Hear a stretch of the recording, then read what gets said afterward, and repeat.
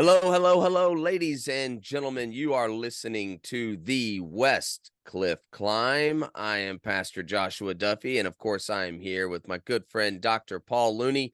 Wow, we got a great topic for you today. I am coming to you in the year 2023, celebrating my first season with the flu. That's right, the flu is back in style. It's back in full fashion. I got to meet it in 2023, and it is just as terrible as I remember it being. So today's show is actually sponsored by Ricola.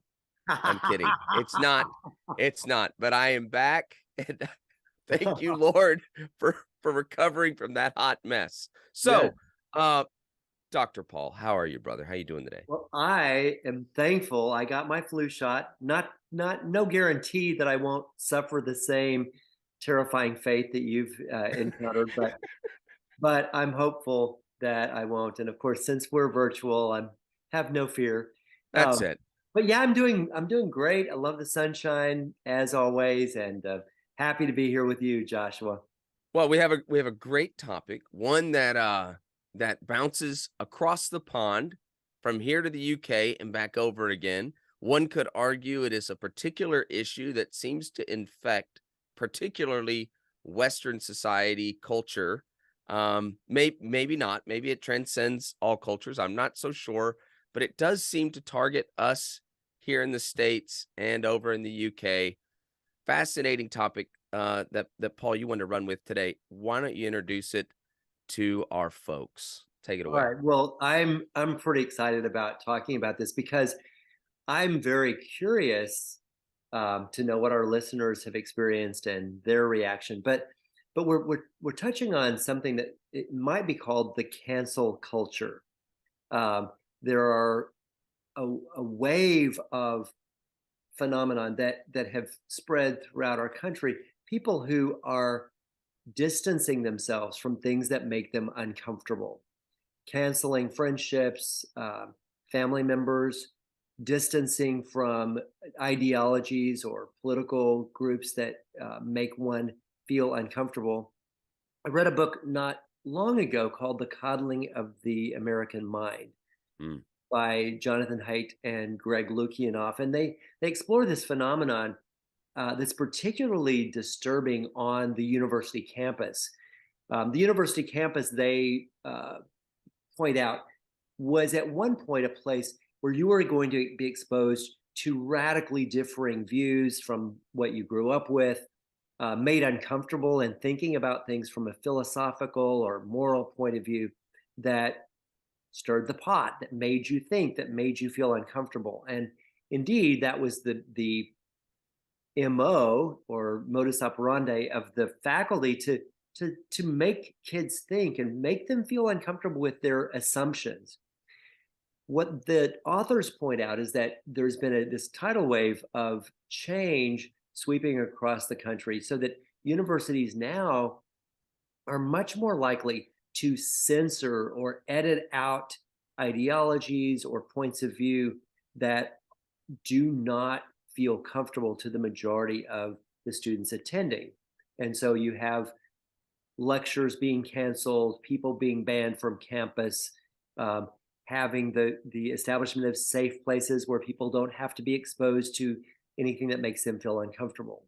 And of course, we've labeled a lot of conversation as hate speech if it makes people feel that they are being marginalized or distanced. And it's particularly disturbing because it is in those very moments when we are up against something that is alien, that's foreign, that's uh, disturbing or antithetical to my position, that I actually have the greatest capacity for growth, either yeah. change my position or through reasonable discourse to become more firm and more grounded in my position. That tension and opposition can actually strengthen us and allow us to grow um, in a transformational way, or to grow in a deepening way that actually reinforces our position based on that pressure or discomfort of being faced with something that's distinctly alien. Right. And you know what I almost find the dynamic right now, especially in our culture, that's fascinating. You know, in the 60s, it would be one of the height moments of this, where music, the counterculture, the arts were really expressing this movement against the quote unquote machine, I guess, of was moving in one way, and the youth and art, all kinds of artistic expression were going counterculture to that and pushing against it. And it's so strange because it's almost like the arts today are the soundtrack for it, for the machine, which Yeah, is such a strange thing. And yet but yet there's almost still try to champion what's happening as though they are picking up that torch, when in fact they're not swimming upstream against the machine. They're actually now the band leaders of it. right. And and most people are not really catching that, which is super strange to me Yeah. personally. Yeah, I think that's a great point, Joshua. And the phenomenon shows up in some very disturbing ways. People feel very entitled to have their opinion and not have it challenged. People feel entitled to be feeling comfortable and safe and exempt from challenge or adversity. And it enables people to again to distance themselves from anything that makes them feel uncomfortable or seems difficult. Just this week, Prince Harry's book Spare has been released, and he and Meghan Markle, his wife, have distanced themselves from. They've gone across the pond from Harry's home in England because of a feeling of being disadvantaged in that family system, in the cultural system. And Harry, evidently, along with Meghan, they have a big beef against the way they've been treated. And unfortunately, the consequences of avoiding things that make you feel anxious or threatened in any way is that you actually give more power to those things to harm you. When people stay away from the highways or the skyways, if they're afraid of flying or driving on the highways, the more you avoid something that makes you uncomfortable, the more it makes you uncomfortable. And unfortunately, when people take a stance where they feel like, well, I've been hard hit by life, and so I'm going to shelter in place. I'm going to, back away from anything that could harm me. They actually become weaker rather than stronger. And I feel that it's very sad for Harry that while he grew up in a very privileged environment, and from what we can tell, was loved by his mother Diana and by his dad and by the now deceased grandmother, the Queen Elizabeth too. He, in spite of all that privilege, is coming across as something of a victim, and it's very sad because you don't want him to feel like he's the spare. Like you want him to feel like, hey, I'm a part of something hugely powerful and good. um, was it a curse to be born second to William, or could that be a huge blessing to not be saddled with having to, think about bearing the burden of the monarchy? Could it not be even a great advantage to Harry and to Meghan to be able to make a difference in the world without having to worry with being king and queen at some point? Right. Well, but I mean, to your point about the monarchy, it's not like he didn't see this coming his whole life. So, it's not like he woke up one day and went, "Oh, really? This is how this is gonna play out for me?" So, like, this is kind of the thing I'm wondering is using this example, is this a cautionary tale of right now kind of the whirlpool of just like the gravitational pull of culture just going, "Be a victim. It's so great to be a victim. Oh, is there something that can make you a victim? You gotta plant that flag." Oh, is it that? Or is it a cautionary tale of be weary and be very selected or selectful, whatever the correct term would be there, of who you pull into your inner world, because the things that they're going to whisper into your ear uh, may turn you into somebody that you don't even want to be. Because back to my point in all seriousness, it's not like a guy like that didn't see this coming. Yeah. So is the only shift now the person who he brought closest into his life, who's now telling him, you're really getting the shaft. This really isn't right. This really isn't the life that you thought it would be. La, la, la, la, la, la, la. And now he's become the toxic, Yeah. puppet of the whole thing. So what's your take? Is it a combination of the 2? Is it one more than the other? Just using this as an example, I think it's a great example and the whole world's paying attention. So what would you say? Yeah. Well, when we struggle with anything, with it's anxiety, depression, or failure, um, one of the ways that we can feel better the fastest is to point the finger of blame on somebody else. If I'm not all I should be, it's that person's fault. And unfortunately, a lot of people in my profession who are counselors, psychiatrists, psychologists, inadvertently fall into this trap by letting people off the hook. Well, oh, of course you're struggling because your father was a jerk, your mother was Mm, controlling. Like the quickest way to make people feel better about their suffering is to point the finger of blame. Well, your wife is a witch. Your husband's a jerk. Um, no wonder you're struggling because X happened to you, or this or that. right. And certainly we want to have compassion for ourselves when we have suffered. And there's no doubt that Harry has suffered slights or rejection or whatever. We Yeah. all have. Yeah. There have been disappointments, and they're very real. And we can have compassion for him.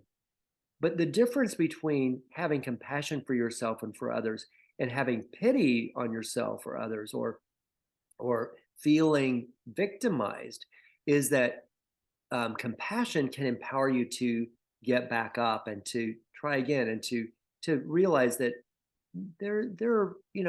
failure is inevitable, and we all participate in this dark world and of suffering.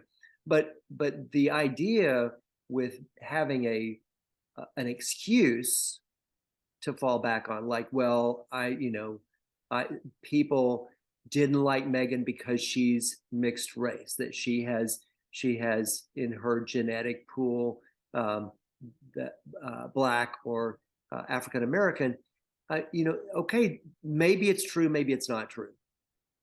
But what we want is to realize that whatever suffering that we endure, or whatever opposition we encounter, it doesn't define us. That is, like, no, that's not who we are. And I love the story of Joseph in the Bible, who was abused, who was downtrodden, who was sold into slavery and accused of a crime he didn't commit and imprisoned.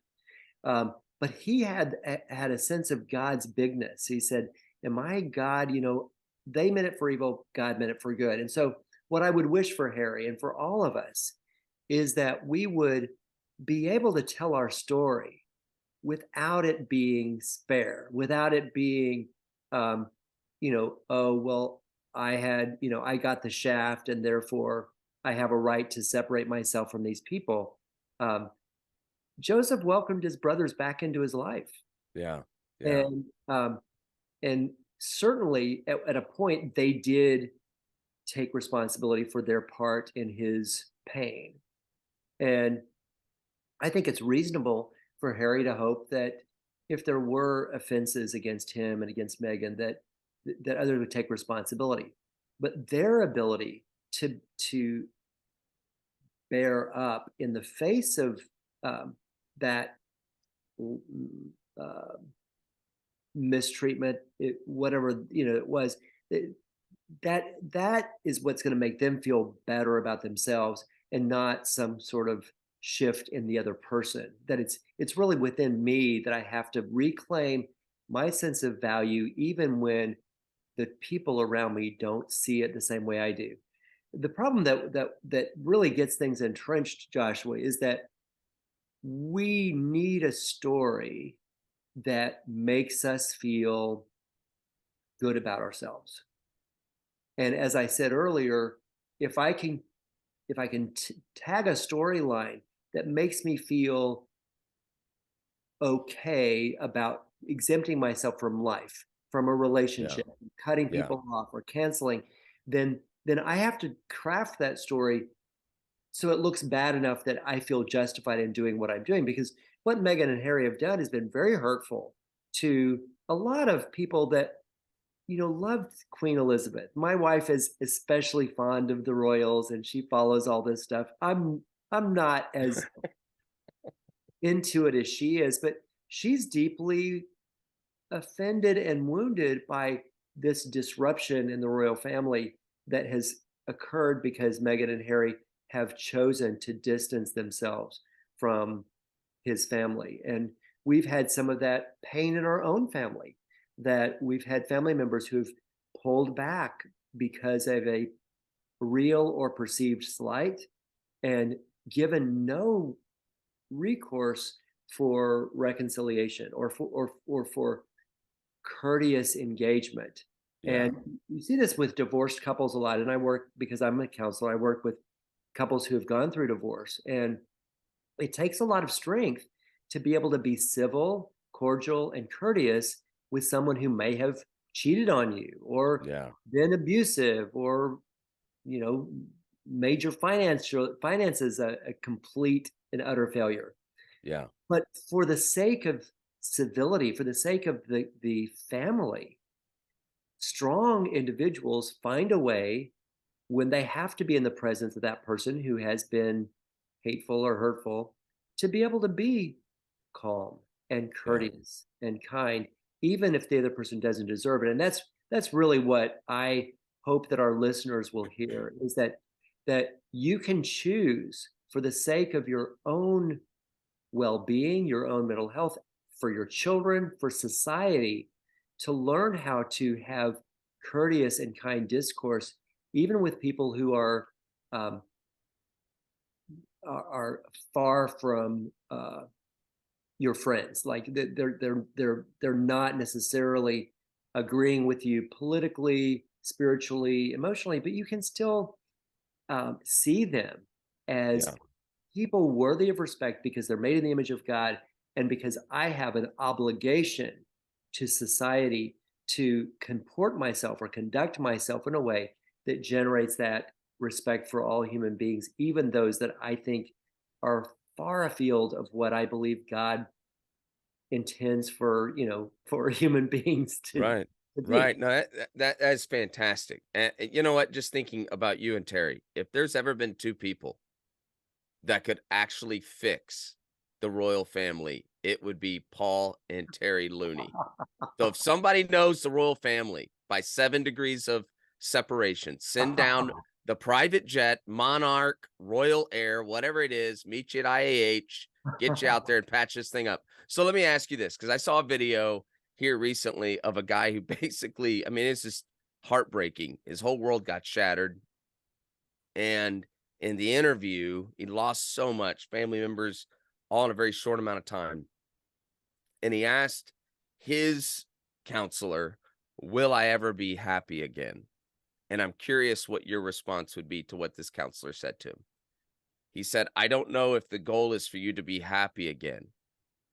I think the goal is to help you find purpose. And if you can find purpose, maybe some of these other things will start coming and falling into place." Now, I don't know if that's the greatest wisdom or the worst wisdom in the world, but where I'm going with it is, in light of a person who's maybe taking on that victimhood mentality and that whole they're falling under this weight, right? What degree does purpose, defining a new direction, defining a reason for moving forward, what can that play in this whole path of, maybe if someone's listening to us and they're getting into the victim mindset and they've done the math on it and they're in the victim mindset because it works. It Yeah. all adds up. It all makes sense. They've justified it all away, but somehow there's a little voice in their head that's like, this is messed up. And I think there's a degree of people that still have a little bit of that. They're like, yeah, I'm still miserable. I separated from everyone. I've stuck it to everyone I wanted to stick it to. and I'm still pretty empty as I was before all this started. It Yeah. is something like purpose of going, okay, I thought my role and my purpose was X. It didn't work. I'm bitter about it. Finding a new direction. What does that look like in this whole? Well, first of all, I love the story that you shared with us about the man who'd been hard hit by life, and his counselor says, "I'm not sure if the goal is to be happy, but to find purpose." I think that's very beautifully said. Um, I do think that finding happiness is something that we all wish for and long for, but the counselor, I think, is spot on with finding before you pursue happiness, finding some sense of meaning and purpose. Your philosophy of life turns out to be not that critical when things are going well. When Mm, things go south, you need to have a context for thinking about suffering that allows you to keep walking through the dark valley. Because without that, you're going to get stuck. You're going to stop moving. You may avoid the deepest part of the valley, but you're never going to get through it to the next mountain peak. And so in this scenario with the counselor, the therapist suggesting purpose and meaning, I believe that what she or he was referencing in a sense is that suffering without meaning is unbearable. But if we have a philosophy of life or a context that suffering itself has value, and we've talked about this in another podcast, that the Apostle Paul says suffering produces perseverance, perseverance produces character, and character produces hope. And for mm, this person who's been so hard hit, um, finding meaning, finding a sense of ability to keep moving forward, to persevere, to get character, that's where hope's going to come in. And as a side effect, some modicum or degree of happiness mm, will undoubtedly come about. But it takes time, and it takes that willingness to keep going. Um, if you look at Job's story, Job's wife took the position that when life hits you hard, you have every right to just shut it out. She says, just curse God and die. Just be done with all this suffering. And that's what cancel culture is essentially. It's saying, like, you don't have to put up with this. You don't deserve this. You don't have to live this way. You can shut all the pain out. Well, is that a good resolution to the problem? And for Job, it was not. He's like, we don't know what he said to her, but we know he didn't take her counsel to just shut it all down.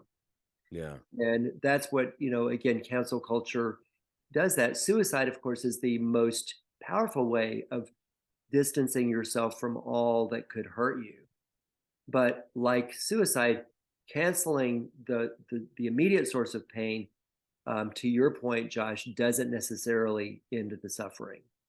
Wow, I love what your point about having, I don't know if you said the right structure or lens when navigating what's going well in life, that when it all blows up, it's kind of irrelevant what your philosophy of life is when it's going well till it all goes bad. And if you don't have the right structure in place, look out. So let me ask, okay, let's put on that lens for a second. I'm walking through life, Joe Schmo listening to us or Jane Schmo.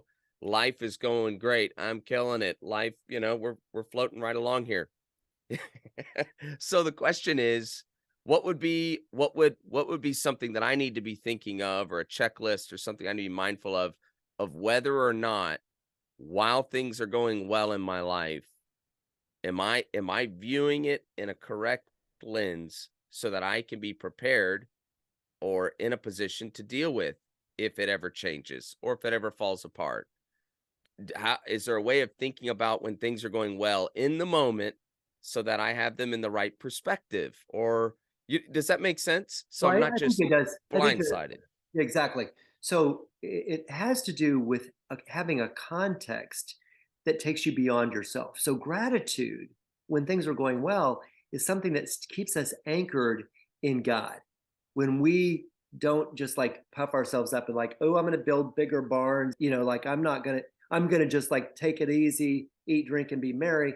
No, it's that sense of humility and gratitude that we don't take for granted the good times. We enjoy them, we savor them, we we drink them in, but we do it in the context of God as God. And so I believe Job did that. He enjoyed the good things that God gave him. But Mm, you cannot really go deeper in your grounding with God until the good times dry up and you have to send your roots down deeper to find a source of sustenance. And so the gratitude, worship, thanksgiving, praise, when things are going well, again, it keeps that context of God so that when the bottom drops out, yeah, you're in that bubble already, and then you've got, you've got something to land on when the bottom drops out, when the rug gets pulled out from under you. You have something solid that's going to catch you, and it will be a hard hit and leave you dazed and confused, but you can get back up and go even further in understanding the goodness of God in the face of pain. love it, love it. So let's take a hard left turn, descend up 30,000 feet over the whole topic. Here we go. What are the contributing factors of a cancel culture? What is it that creates an environment where a whole group of people are like, turn that guy off? Yeah. What makes what is that? I think part of it is just, a sociological thing. People have always distanced themselves from certain things, but it's made more possible in an environment where we don't have to depend on our community in the same tangible way that people did in the past, where we can order in our food. We don't have to leave the house. We can go shopping and not have to mess with anybody. We can get online and connect with those who we want to connect with and unfriend those who we choose not to connect with. We can Yeah, watch news that panders to our point of view and doesn't challenge our thinking. We have political disparities that allow us to imagine that we're good and they're the bad ones. right. It's technologically, we can have the illusion of connection without actually being connected, and we can always find somebody online who will totally buy into our story and give us exactly what we're looking for. That Yeah, affirmation, like, oh yeah, oh yeah, they're terrible. You should definitely cut them out of your life. They're toxic, they're narcissistic, they're but whatever. Label, label, label. And it gives me permission then to exit the the conflict, exit the distress, exit the tension, and just congratulate myself like, oh, you did the right thing. They're terrible and you're not. so that's so interesting. What if I caught what you're saying in essence is that as affirmation culture goes, so does cancel culture. Yeah, yeah, So the more that we have people that will tell us and affirm our bias or affirm what we want to think and will egg us on, yeah. so will also our ability to cancel what we want to cancel. Yeah, and that's why, unfortunately, a lot of people who get counseling are more at risk of getting a divorce than those who don't get counseling. Because you go to counseling and the counselor says, "Oh, that's terrible. She said that to you? Oh, he did that? Oh, that's horrible. You need to get that's toxic. They're terrible. You'll feel better if you divorce them." And they're right. The immediate remedy for feeling the struggle and the strain of a difficult marriage is end it. Oh, problem solved for a moment, but the Yeah. problem really is in all of us. Like, we all need to die to ourselves. And when we exit those bit difficult or painful circumstances, we are exiting an opportunity to grow and to die to ourselves. And that's Yeah. tragic. Wow. Fantastic. And I guess maybe to bring this full circle for us, is 2,000 years ago, people claimed that they wanted a Messiah.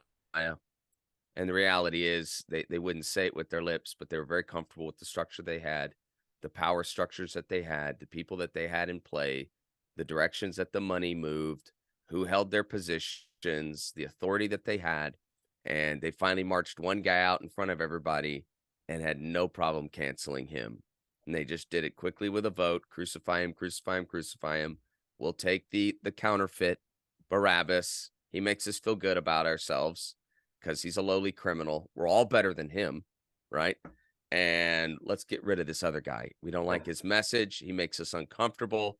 He makes us all have to find some kind of meaning in him. yeah, yeah, So it is a fascinating dynamic, and even when we look at the biblical narrative, it's something that shows up 2,000 years ago, and we have it yeah. today. Wow, I'm so glad you brought that up, Josh, because it really was, from a certain point of view, understandable that people wanted to cancel Christ, because they had an ideal, an image of what he ought to be for them. That he was Mm, going to be this political leader. He was going to deliver them from Rome, and and a yeah, week before the cancellation, they were all going like, Hosanna, like, yay, blessed is he who comes in the name of the Lord. They were all about him yeah, until he did something. He let them down. yep, He didn't show up in the way they thought he should, and therefore, like, get rid of him, cancel him. And I think that that's really, if you look at Harry and Meghan, there's no doubt that his family, being human, made some missteps. No doubt that they let them down in terms of the fantasy that they both had about being royals, and what that would mean for Harry to marry Meghan, this beautiful U.S. Actress. There's no doubt it fell short of their ideal, just like Jesus fell short of the ideal of his his contemporary culture. They wanted something different than what he offered yeah, them. yeah. And yet, what we see, in all of our lives, is that God will sometimes fail to show up in the way that we wish for him to, in order for us to press in like Job did, instead of pulling out like his wife encouraged him to do. And Wow. so for all of us, for you and for me, for all those who are listening, just want to encourage you, when things get tough in a relationship, see if you can press in rather than pull out. See if you can dig deeper to find your core convictions, and to be able to hold your ground in the face of opposition or disappointment or rejection or discouragement, to be more clear about being the woman or man that God made you to be, Mm, that is not threatened by opposition, but rather yeah, thrives in the face of disparity, and thrives in the face of diversity, where we can be in conversation with those who are different. And it starts with our own souls. When we're in conflict with ourselves, it starts in our own homes. We're in conflict with our kids or our parents. It starts at the workplace, where there's conflict, and we have tension in our churches and our business, because we see things so radically differently. But if you can press in rather than pulling out, and trust God to give you love for those who hate you, who despise you, who say all kinds of evil against you. Jesus is so countercultural, and he says, no, don't cut those people out. Your father sends rain on the evil and the good. He sends the sun on the just and the unjust. He doesn't cancel you mm, when you disagree with him. mm, And that's where really what I hope that our listeners will take from this is that God gives us second chances. He wants us to engage with him, even when he doesn't show up the way that we wish, because he engages with us even when we don't show up in the way he would wish us to. yeah, He's yeah, loving, he's faithful, he's slow to anger. He's always reaching out, like we talked about last week, him reaching out to Cain in that moment of Cain's anger, inviting reconciliation. And so I hope that all of us will be those ministers of reconciliation, and seek to build bridges where they've been blown up, and um, to open doors in walls that have been barricaded. So anyway, I'm really glad that you've invited me to this discussion, Joshua. I hope it is helpful. that was fantastic. That's the bow. That's the bow. We've blown through a half hour, folks, already that fast, across the pond and back, like a flight on the Concorde. We already did it. It's over, finished. Dr. Paul, would you mind, sir, leading us in a word of prayer?